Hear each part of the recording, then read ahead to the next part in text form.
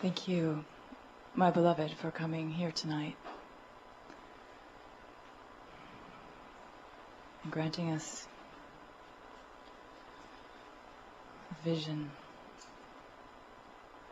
of your beauty. You're so beautiful.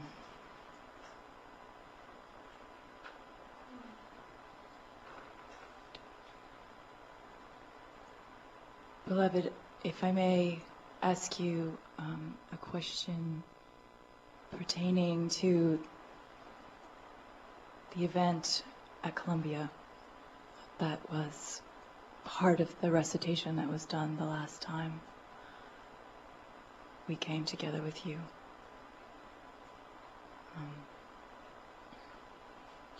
In studying that passage again with another devotee very closely,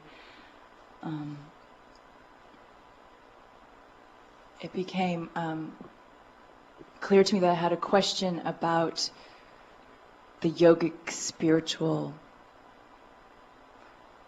your description of the yogic spiritual phenomena that coincided with your crisis of hearing. You describe a complete revolution of the energy in your body-mind. And I would like to read the 2 sentences where you speak about that.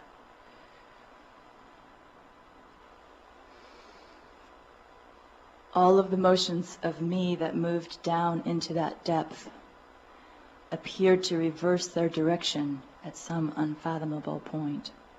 The rising impulse caused me to stand, and I felt a surge of force draw up out of my depths and expand, filling my entire body and every level of my humanly born conscious awareness with wave on wave of the most beautiful and joyous energy. And the words force and filling and beautiful and joyous and energy are all capitalized.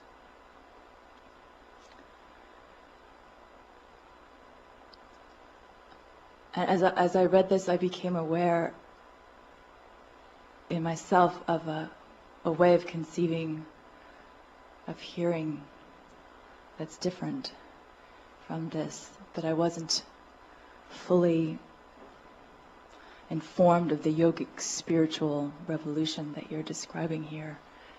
And so I went to your Dawn Horse Testament to look at the description of the hearing crisis in the case of your devotee. And I found a reference to your spiritual invasion of your devotee's body-mind. And this is that quote from Sutra 29. The event and process of hearing me is necessarily associated with my divine spiritual invasion of the body-mind. My divine spiritual invasion is the means whereby the fundamental and physically pervasive or total body-mind nature of self-contraction is shown, and this becomes the revolution of hearing me. And there's the word revolution in this reference as well. And I wanted to ask you if this reference is are you referring to the same revolution yogically that you describe in your own case in that crisis at Columbia, or is there something different? That's my question. Thank you.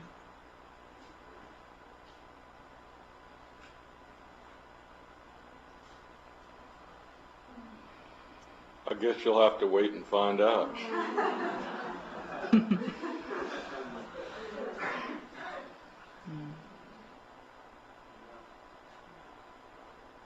Do you have some other theory? When I asked some other devotees about this,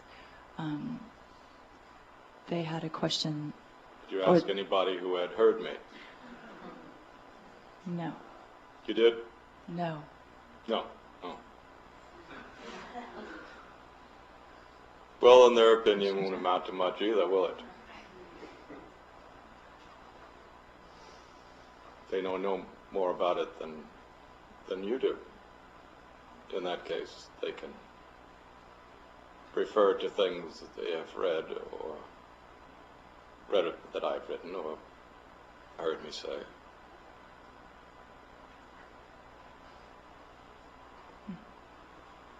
But they can't tell you whether there was some spiritual experience associated with that process that they can say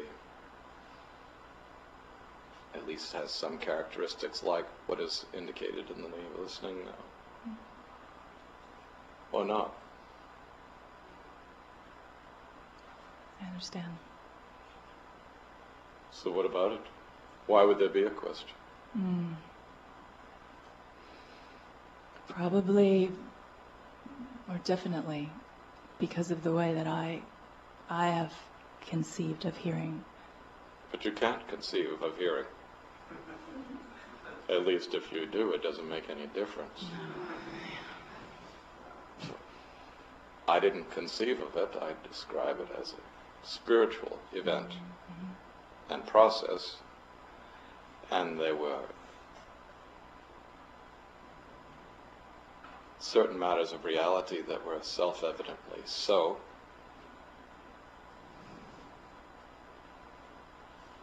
In that event. And so I could say what that is, what that understanding is, say something about it that is hopefully meaningful, but can't be separated from the process, the event. It's not an intellectual matter, so it's not a matter of preconceiving it. It's not a philosophical matter, really. Except some things I uttered in the event have what you could describe perhaps as philosophical meaning. But what is the actual question? Why is there a question? What is the question?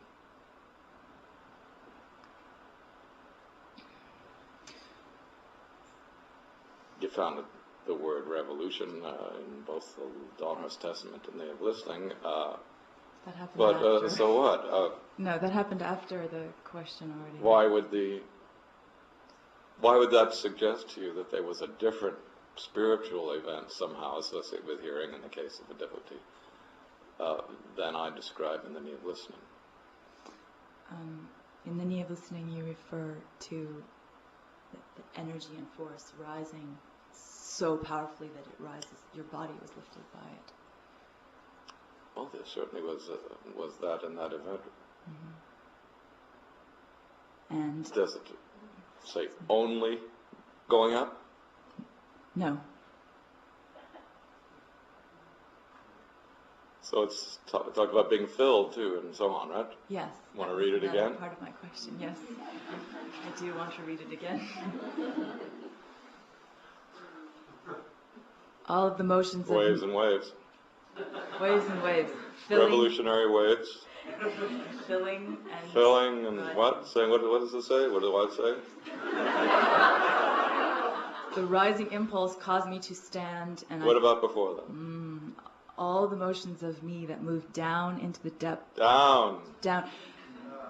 You just answered my question, beloved. Well, it's right there in You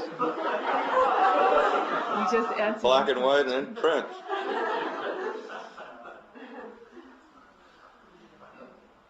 Down and then rising. Descending and ascending. Both of those references are there, right?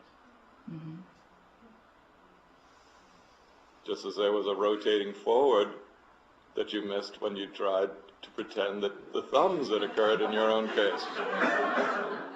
I missed that. Full samadhi with thumbs, but you neglected to quote it fully. Yes.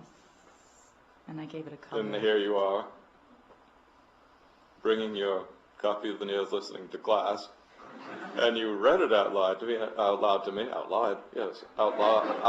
and I missed a whole half of it and made the question out of it as if I hadn't said it.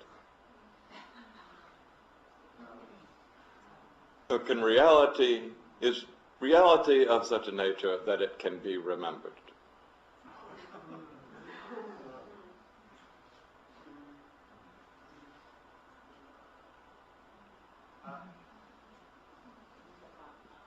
Does the realization of reality,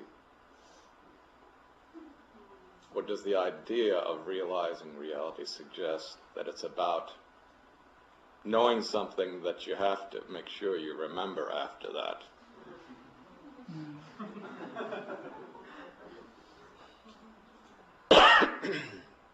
What if you forgot it?